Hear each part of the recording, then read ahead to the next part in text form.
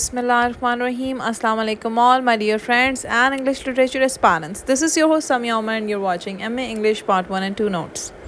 Today I'm going to cover the most important question of novel of MA English Part 2, To the Lighthouse, written by Virginia Woolf, Stream of Consciousness.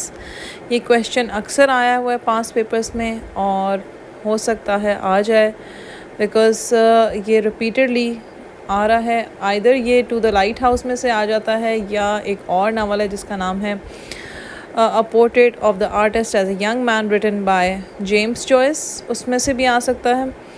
ये मेरे hand written notes हैं और इनको आप mould करके लिख सकते हैं. Moving on towards the question, To the Lighthouse, written by Virginia Woolf. What is meant by stream of consciousness? How does Virginia Woolf use the surreal technique to depict the Ramsay family?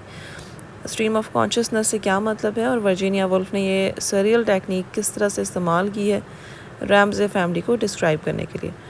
एडलीन Virginia Woolf 1882 to 1941 was an English writer who was considered as one of the foremost modernists of the 20th century. Virginia Woolf English writer थी और इसको foremost modernist में से एक consider किया जाता है. 20वीं सदी से इसका ताल्लुक़ था. And a pioneer in the use of stream of consciousness. Stream of consciousness technique use करने में she was one of the pioneer as a narrative device. उसने ये narrative device के तौर पे अपने नावल में इस्तेमाल की थी. Born in an affluent household in Kensington, London, she attended the King's College London and was acquainted with the early reformers of women's higher education. ये आपको सिर्फ बताने के लिए इतनी डिटेल दी गई है, इसको आप पेपर में इतना ज़्यादा ना मेंशन कीजिएगा. जस्ट 3-4 लाइंस इंट्रोडक्शन दें अगर ज़रूरत हो तो. Woolf was the central figure in the literary society. Literary society में इसको सेंट्रल फिगर हासिल था. Her works are widely read all over the world. पूरी दुनिया में इसके काम पढ़े जाते हैं और मशहूर हैं. She suffered from severe bouts of mental illness throughout her life and took her own life by drowning in 1941 at the age of 59. Depression में मुब्तला थी काफ़ी ज़्यादा और इसने सुसाइड कर लिया था बाय ड्राउनिंग 1941 में 59 ईयर्स की होके. To the lighthouse was published in 1927. 1927 में ये पब्लिश किया गया and regarded as the most significant book of the 20th century. बहुत अहमियत हासिल थी इसको 20वीं सदी में. This is not the first book of Virginia Woolf in which we experience stream of consciousness, for she has already established this method in Mrs. Dowley 1925, where we have the mingling of thoughts and actions. ये इसकी पहली किताब नहीं थी Virginia Woolf की जिसमें इसने stream of consciousness की टेक्निक यूज़ की थी, बल्कि इससे पहले ये मेथड इसने मिसेस डाउले में इस्तेमाल किया था जो कि 1995 में पब्लिश किया गया था. और उसमें हम एक्सपीरियंस कर सकते हैं कि बहुत ज़्यादा मिंगलिंग ऑफ थॉट्स और एक्शंस दिखाया गया है. To the lighthouse is a greater and more complex book. To the lighthouse ज़्यादा कॉम्प्लेक्स बुक है जिसमें स्ट्रीम ऑफ कॉन्शियसनेस को बहुत ज़्यादा इस्तेमाल किया गया है पूरे नावल में. In the novel To the Lighthouse, the story takes place on the Isle of Skye. To the Lighthouse में इस कहानी का आगाज़ होता है Isle of Skye से just before the First World War. पहली वर्ल्ड वॉर से पहले इस कहानी का आगाज़ हो रहा है. The Ramsay family have a holiday home overlooking the sea and the distant lighthouse. Ramsay family दिखाई गई है जिनके पास एक हॉलीडे होम है जो कि समंदर के ऊपर वाक़या है और उससे कुछ फासले पे लाइट हाउस है. During the summer, the family, which consists of Mr. and Mrs. Ramsay and their 8 children, invite numerous friends and colleagues to stay. जब समर आता था तो ये फैमिली जिसमें मिस्टर एंड मिसेस रैमजे शामिल हैं उनके 8 बच्चों समेत वो अपने मुख्तलिफ़ दोस्तों को और कुलीग्स को इनवाइट करते थे उस समर होम में ताकि वो उनके साथ रहने आए. The book contains 3 sections. इस बुक के 3 सेक्शंस हैं और movements. The first part takes place during an afternoon and evening in the house. जो पहला पार्ट है उसमें दिखाया गया है कि आफ्टरनून है और फिर इवनिंग है एक घर में. द सेकेंड पोर्शन विच में be considered the night is a 10-year interlude. دوسرا حصہ جو ہم کنسیڈر کر سکتے ہیں کہ وہ رات دکھائی گئی ہے، وہ 10 سال کا حصہ ہے، یعنی 10 سال کا ٹینور گزر چکا ہے. During which time Mrs رامزے dies, جس دوران مسز رامزے کی ڈیتھ ہو جاتی ہے، اینڈ 2 آف ہر چلڈرن ڈائی، اور ان کے 2 بچوں کی بھی ڈیتھ ہو جاتی ہے. The house remains empty through out this time, گھر خالی ہو جاتا ہے اس دوران. And we observe the انکروچنگ decay of the house and garden, اور ہمیں نظر آ رہا ہے کہ گھر جو ہے وہ اس کا کافی زیادہ حال خراب ہو چکا ہے، اور گارڈن بھی جو ہے وہ کافی میسی ہے. The third section is the return visit of to the restored house by some of the family. گھر کو اب ریسٹور کیا گیا ہے تھرڈ سیکشن میں، اور یہ دکھایا جا رہا ہے کہ وہ رامزے فیملی واپس آ گئی ہے. their guest، ان کے گیسٹ بھی آ گئے ہیں. and the time element is the duration of one morning. جو تیسرا سیکشن ہے اس میں ایک مارننگ کا حصہ دکھایا ہوا ہے. Virginia wolf is considered the perfect master of stream of consciousness novel. Virginia wolf کو کنسیڈر کیا جاتا ہے پرفیکٹ ماسٹر کے طور پہ کہ اس نے بہت بہترین طریقے سے اسٹریم آف کانشیسنس کی ٹیکنیک یوز کی ہے. اور یہ دا phrase stream of consciousness was first used by William James in his Principles of Psychology in 1890. 1890 میں ولیم جیمس کی بک پرنسپلز آف سائیکالوجی میں ہمیں اسٹریم آف کانشیسنس پہلی دفعہ یہ ٹرم نظر آتی ہے. 3 novelist, martial پراؤسٹ in France, James Joyce in Ireland, and M. Richardson in England were 3 main pioneers, architects of this type of novel. یعنی یہ 3 authors ہیں یا ناولسٹ کہہ سکتے ہیں جنہوں نے یہ ٹیکنیک یوز کی ہے اپنے ناول میں پہلی دفعہ. This new type of novel flourished during the period between 1915 to 1939. 1915 سے 1939 تک اسٹریم آف کانشیسنس ناول جو ہے وہ فلرش ہوا. And it was Virginia wolf who gave this type of novel a proper shape and adequate refinement. Virginia wolf نے ہی اس طرح کے novel کو پراپر شیپ دی اور ایک sufficient refinement. According to William James, consciousness is an amalgam of all that we have experienced and continue to experience. Consciousness amalgam ہے ان تمام چیزوں کا جو ہم ایکسپیرینس کرتے ہیں اور we continue to experience، یعنی ہم تجربہ کرتے رہتے ہیں. Every thought is a part of personal consciousness. ہر سوچ جو ہے وہ ہماری personal consciousness کا حصہ ہے. William James defined 4 states of mind. William James نے ذہن کے 4 حصے یا 4 کنڈیشنز بیان کی ہیں. in which one can divide it. These are as under. یہ 4 states of mind کیا ہیں وہ دیکھتے ہیں. Every state tend to a personal consciousness. Hare state جو ہے وہ اس کا رجحان ہوتا ہے personal consciousness کی طرف. Within each personal consciousness, these states are changed. Hare personal consciousness کے ساتھ یہ اسٹیٹس بدل جاتی ہیں.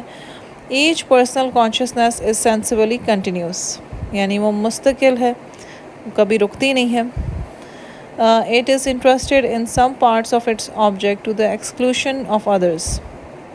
یعنی یہ کچھ حصوں میں انٹرسٹیڈ ہوتی ہے جبکہ کچھ حصے یہ نکال دیتی ہے. اینڈ ویلکمز اینڈ ریجیکٹس، یہ ویلکم بھی کرتی ہے اور ریجیکٹ بھی کرتی ہے. Chooses from among them all the while, اور کچھ سوچوں کو چوز کر لیتی ہے جبکہ کچھ کو پیچھے چھوڑ دیتی ہے.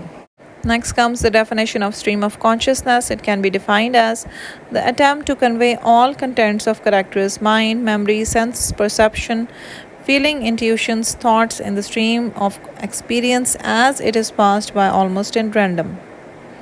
ہم اس کو اس طرح سے ڈیفائن کر سکتے ہیں کہ ایک اٹیمپٹ ہوتا ہے جس میں ہم کنوے کرتے ہیں ان تمام کنٹینٹس کو جو ایک کریکٹر کے مائنڈ میں، میموری میں، یا اس کی سینس پرسیپشن میں ہوتی ہیں، اس کی فیلنگ انٹیوشنس میں ہوتی ہے، اس کی سوچوں میں وہ تمام کنٹینٹس موجود ہوتے ہیں. یا کہہ سکتے ہیں ایک اسٹریم آف ایکسپیرینس ہے. اسٹریم آف ایکسپیرینس یعنی ایک بہاؤ ہے تجربے کا، جیسا کہ گزرتے وقت کے ساتھ ساتھ اس کو رینڈملی آ رہا ہے ذہن میں. In the novel To the Lighthouse, Woolf reveals consciousness light house to the light house جو ناول ہے اس میں ولف نے کانشیسنس کو ریویل کیا ہے. Mrs رامزیز character is revealing inner thoughts, یعنی کریکٹر کو اس نے تھاٹس کے ذریعے آڈینس تک پہنچایا ہے. یعنی اس میں کوئی ایکشنز اتنے نہیں دکھائے جس میں ہمیں یہ اندازہ ہو کہ اس کریکٹر کا یہ ایکشن ہے، بلکہ ہمیں اس کی تھاٹ سے آئیڈیا ہوتا ہے کہ اس پرٹیکولر کریکٹر کی یہ کریکٹر ٹریٹس ہیں. Mrs. Ramsay's character is revealing inner thoughts. She moves in her mind from one thought to another without any specific time period. Mrs. Ramsay ہمیں ایک سینٹر آف اٹریکشن معلوم ہوتی ہیں اس novel میں، اور ہمیں یہ اندازہ ان کی سوچوں سے ہوتا ہے. ان کا مائنڈ جو ہے وہ ایک سوچ سے دوسری سوچ کو بیان کرتا ہے، اور ان کی سوچوں کا کوئی اسپیسیفک ٹائم پیریڈ نہیں ہے. For example she says through the window the together movement of mister banks and للی. وہ ونڈو سے دیکھتی ہیں کہ مسٹر بینکس اور للی جو ہیں وہ اکٹھے واک کر رہے ہیں. And starts thinking about their marriage, اور وہ ان کی شادی کے متعلق سوچنا شروع ہو جاتی ہیں. دین she looks around the house, پھر وہ گھر کے ارد گرد دیکھتی ہیں اس کو، ہاؤس کو، اس کا تجزیہ کرتی ہیں. And starts thinking of شیبینس of her house, وہ سوچتی ہیں کہ ان کا جو گھر ہے وہ بہت شیبی حالت میں ہے. The meat was feeding, the wall paper was فلیپنگ etcetera. تو وہ ڈفرینٹ چیزوں کو دیکھتی ہیں گھر کی جن کو مرمت کی ضرورت ہوتی ہے. دین ہر آئیز فال آن بکس، پھر ان کی آنکھیں جو ہیں بکس پہ ٹھہر جاتی ہیں. And she thinks she has collected so many books but she has not read them. ہمارے ساتھ بھی ایسا ہی ہوتا ہے کہ ہم کافی کلیکشن کر کے رکھ لیتے ہیں لیکن ہمیں اتنا وقت نہیں ملتا کہ ہم ان کو پڑھ سکیں. تو یہی بات یہاں پہ سوچ رہی ہیں کہ ان کے پاس بھی اتنی زیادہ بکس ہیں that she has collected but she doesn't have much time to read them. The fourth thought she has of the Swish girl Minta. Minta Swish girl ہے، اس کے بارے میں وہ سوچتی ہیں. and her father، اور اس کے فادرز کے متعلق ان کے ذہن میں سوچ آتی ہے. So we come to know that Mrs. Ramsay is quite domestic and caring lady. ہمیں یہاں سے یہ پتہ چلتا ہے کہ مسز رامزے جو ہے وہ کافی گھریلو عورت ہیں اور بہت کیئرنگ ہیں. Virginia Woolf's object and concern was not to narrate a story like the traditional novelist. Virginia wolf کا مقصد یہ تھا کہ وہ ایسی سٹوری نریٹ نہیں کرنا چاہتی تھی جو ٹریڈیشنل ناولسٹ کی طرح ہو. To her, her novel was not a series of events or characters, rather it was musical, lyrical, and something like an impressionistic piece of painting. ان کے لیے ان کا ناول جو تھا وہ سیریز آف ایونٹس نہیں تھا یا کریکٹرز نہیں تھا، اس کے بلکہ میوزیکل تھا، لیریکل تھا، اور کچھ ایسا تھا جو ایک ڈیپ امپیکٹ یا امپریشن چھوڑے آڈینس کے اوپر، just like a piece of painting. The chief concern of A Stream of Consciousness novel, according to her, was to explore the inner reality and mysteries about life. مین مقصد یہ تھا stream of consciousness novel کا Virginia wolf کے according کہ وہ explore کرے inner reality اور زندگی کی مسٹریز کے متعلق، ٹو انفولڈ پیپل سائیکی، تاکہ لوگوں کی سائیکی کے بارے میں معلوم کرے، اینڈ انر سیلف، کہ ان کی ذات کے اندر کیا کچھ چھپا ہے وہ معلوم کرے. Therefore she rejected the conventional technique of narration and adopted stream of consciousness or the technique of interior monologue. اسی لیے اس نے وہ جو ٹریڈیشنل طریقہ تھا ناول لکھنے کا یا نریٹ کرنے کا وہ اس نے ریجیکٹ کر دیا، اور اس نے اسٹریم آف کانشیسنس اپنایا، یا اس کو ہم کہہ سکتے ہیں ٹیکنیک آف انٹیریئر مونولوگ، یعنی اپنی ذات کے اندر ہی خود ہی سے باتیں کرتے چلے جانا یا سوچتے جانا. Stream of consciousness develops association with different characters. Stream of consciousness یا آپ یہ کہہ سکتے ہیں سوچوں کا بہاؤ، یہ ڈیولپ کرتا ہے ایسوسیشن مختلف کریکٹر سے. And this association with others also take a character into stream of consciousness.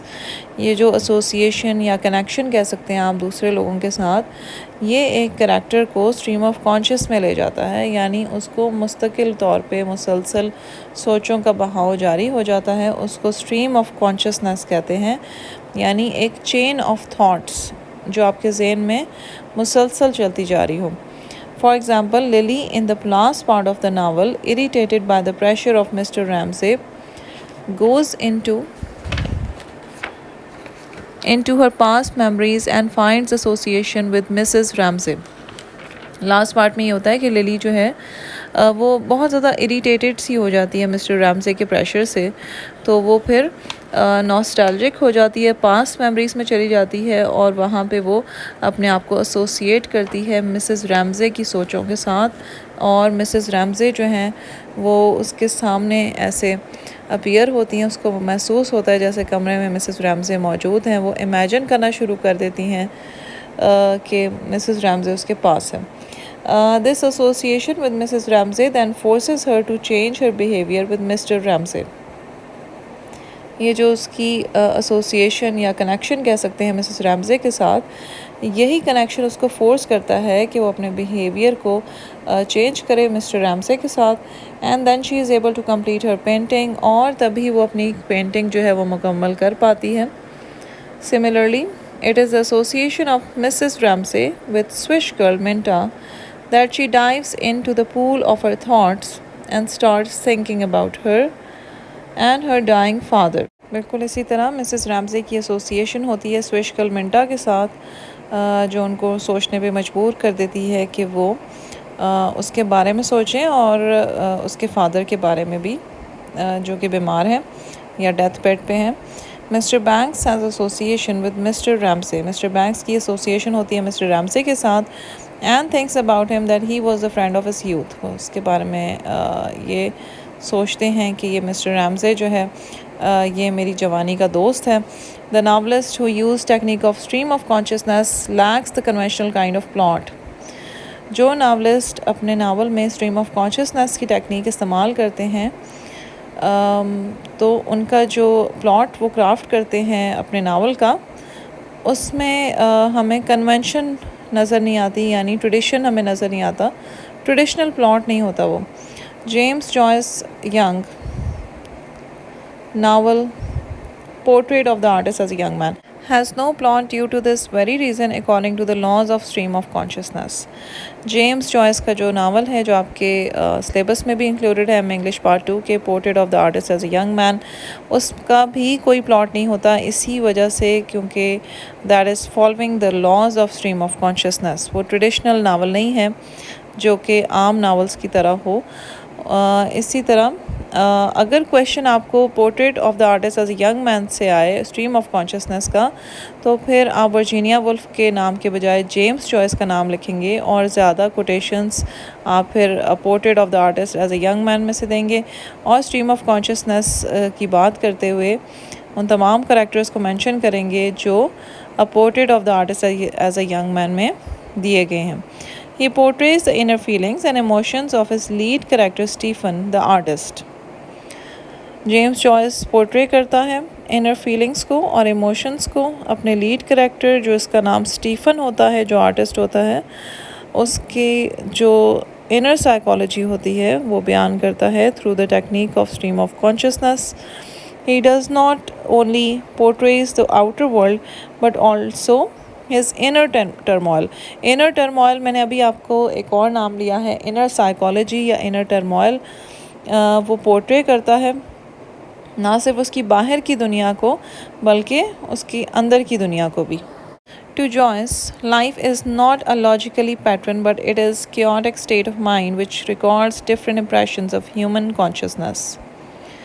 Joyce کے مطابق وہ کہتا ہے کہ زندگی جو ہے وہ لاجیکل پیٹرن نہیں ہے بلکہ یہ کیوٹک اسٹیٹ آف مائنڈ ہے جو ڈفرینٹ امپریشنس کو ریکارڈ کرتی ہے ہیومن کانشیسنیس کے۔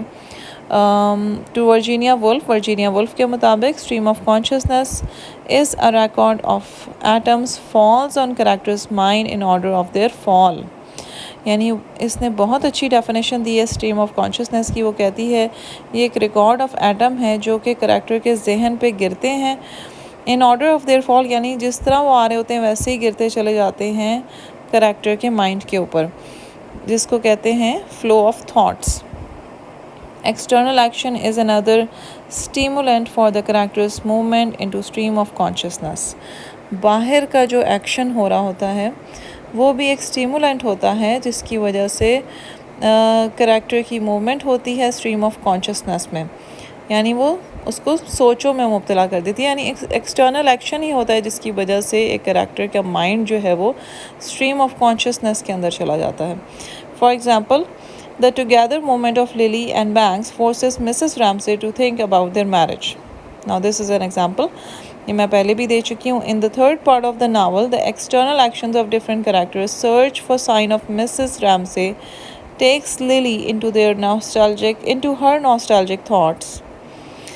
اور تھرڈ پارٹ میں کیا ہوتا ہے کہ ڈفرینٹ کریکٹرز کے ایکسٹرنل ایکشنز ہوتے ہیں جس کی وجہ سے للی جو ہے مسز ریمزے کی تلاش میں نکل جاتی ہے اور وہ اس کو نوسٹالجک سوچیں آنی شروع ہو جاتی ہیں، and she ریممبرز Hare frankness, Hare friendliness, اور للی کو یاد آنی شروع ہو جاتی ہے کس طرح سے مسز ریمزے بہت فرینک اور فرینڈلی ہوا کرتی تھی، اینڈ ہر سمپیتھیٹک نیچر، اور جو ان کی مہربان نیچر تھی۔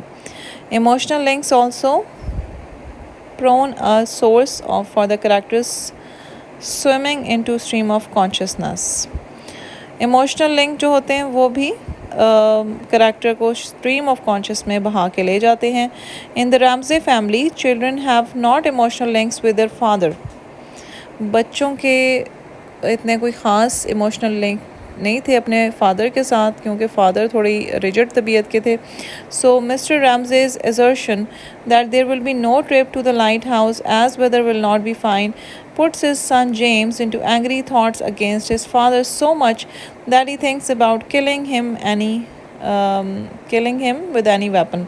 اچھا، یہاں پہ یہ بتایا گیا ہے کہ مسٹر رامزے نے جب یہ بتایا، یہ اعلان کیا کہ کوئی ٹرپ نہیں ہوگا لائٹ ہاؤس کی طرف، تو وہ یہ بتانا چاہ رہے تھے کہ موسم کی خرابی کے باعث نہیں جا پائیں گے، جس کی وجہ سے ان کا چھوٹا بیٹا جو ہے وہ غصے میں آ جاتا ہے اور اس کو بہت غصے والی سوچیں آنی شروع ہو جاتی ہیں۔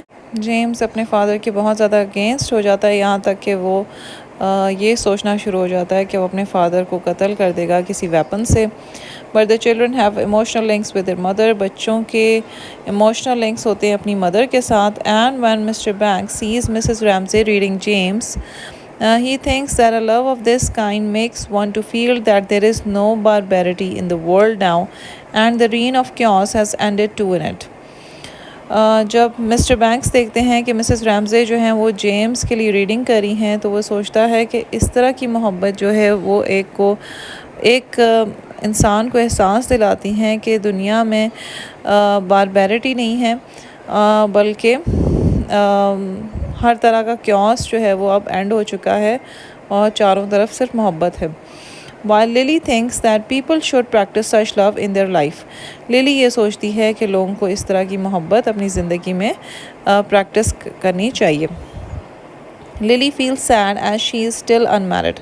للی بہت اداس ہو جاتی ہے کیونکہ وہ ابھی تک unmarried ہوتی ہے and has not been alike to achieve the reality in life.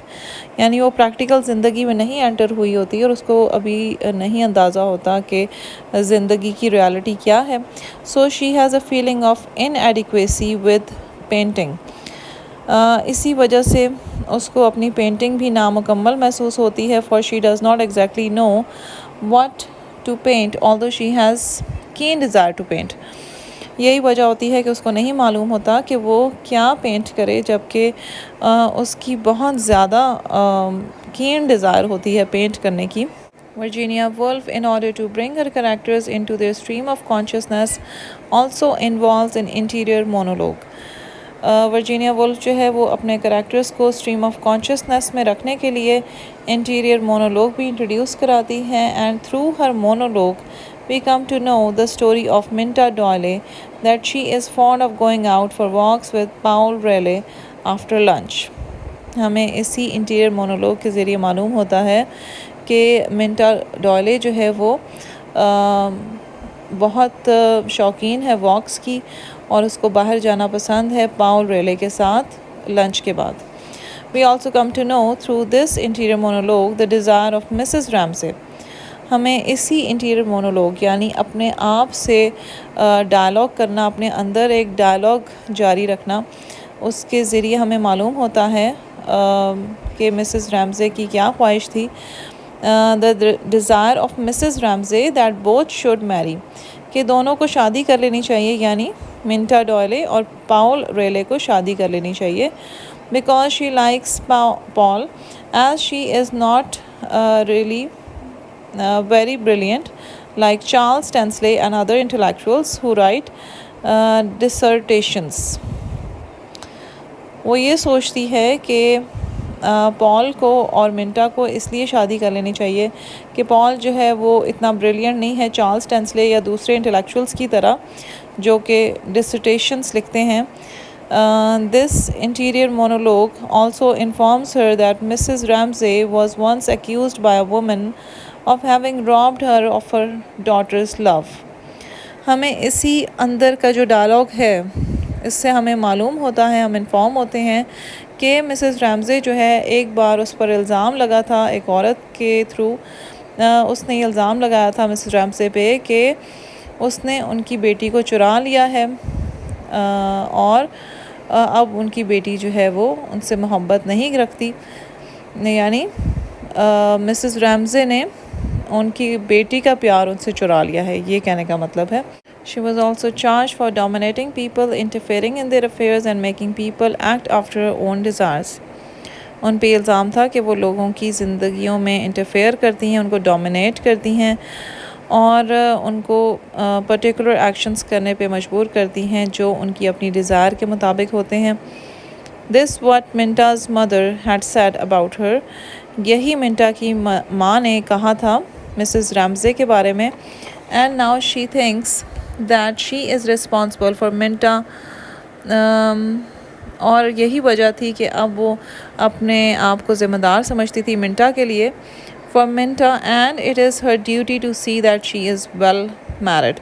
اور وہ اپنی ڈیوٹی سمجھتی تھی کہ وہ یہ دیکھیں کہ وہ صحیح طریقے سے شادی شدہ ہے.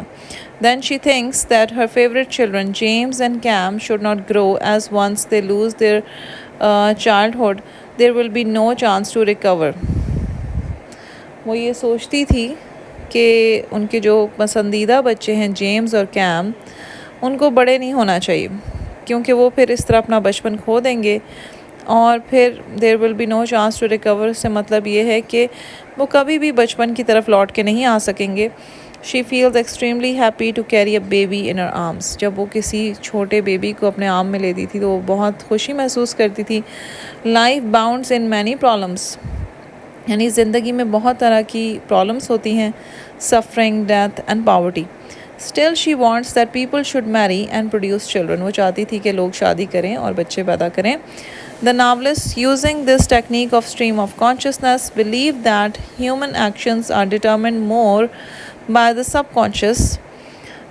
جو ناولسٹ یہ ٹیکنیک یوز کرتے ہیں اسٹریم آف کانشیسنس کی, وہ اس بات پہ یقین رکھتے ہیں کہ انسانوں کے جو اعمال ہیں وہ ڈٹرمن کیے جاتے ہیں سب کانشیس کے ذریعے, and unconscious then by the conscious. اور انکانشیس سے یعنی وہ انکانشیسلی بہت کچھ کر جاتے ہیں اور وہ ایکشنز کرتے ہیں جو ان کے سب کانشیس میں ہوتا ہے. دین بائی دا کانشیس سے مطلب یہ ہے کہ کانشیسلی وہ کچھ نہیں کرتے, جانتے پوچھتے وہ کچھ نہیں کرتے.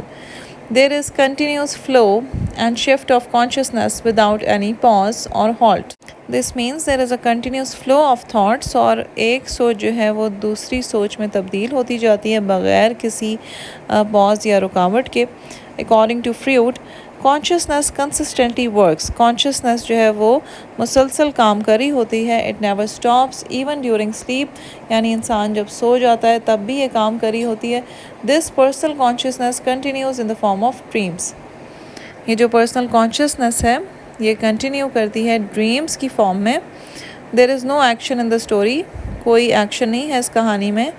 And reader has to follow the thoughts and consciousness of character. Reader کو فالو کرنا ہے کریکٹرز کی جو تھاٹس ہیں ان کو اور کانشیسنس کو بھی. To conclude, اب کنکلوژن کی طرف ہم جاتے ہیں. We can say that Virginia Woolf makes a skillful use of stream of consciousness. بہت مہارت سے اس نے اس ٹیکنیک کا استعمال کیا ہے جس کو stream of consciousness کہتے ہیں. Technique in her novel To the Lighthouse. Light house میں ٹو دا لائٹ ہاؤس میں آپ دیکھیں گے کہ اس نے تھرو آؤٹ اس ٹیکنیک کا استعمال کیا ہے. It is clearly نوٹسیبل that Mrs رامزے has use the stream of کنسٹرکشنل lines of one person to that of اندر. یہ بات بالکل واضح ہے کہ مسز رامزے نے اسٹریم آف کنسٹرکشن لائنز کا استعمال کیا ہے ایک پرسن سے دوسرے پرسن پہ. سو دیر is very little valence of complication in these shifts. بہت کم کمپلیکیشن ہمیں نظر آتی ہے ان شفٹس کے دوران. To the light house is a master piece of construction reflecting upon the inner ٹرمالز of people. To the light house جو ہے وہ ماسٹر پیس ہے کنسٹرکشن کا، جو کہ ریفلیکٹ کرتا ہے ہمیں لوگوں کے انر ٹرمالز کو and the relation ships with others, کہ دوسرے لوگوں کے ساتھ ان کے کیا ریلیشن شپس ہیں، یہ بھی ہمیں ان کی سوچوں کے ذریعے پتہ چلتا ہے. Wolf has clearly avoided the draw backs of this technique. Wolf نے بالکل ایوائڈ کیا ہے کہ وہ اس ٹیکنیک کے ڈرا بیکس کو بتائے.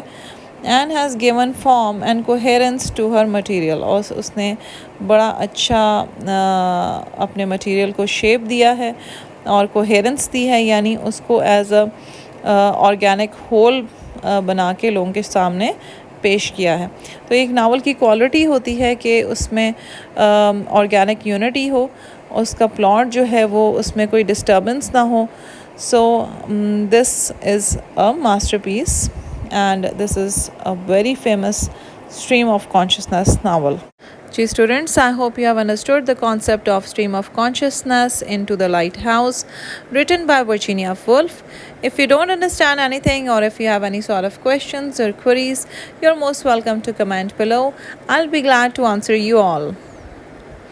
Till then students, this is your host Samia Umar signing off from M English Part 1 and 2 Notes.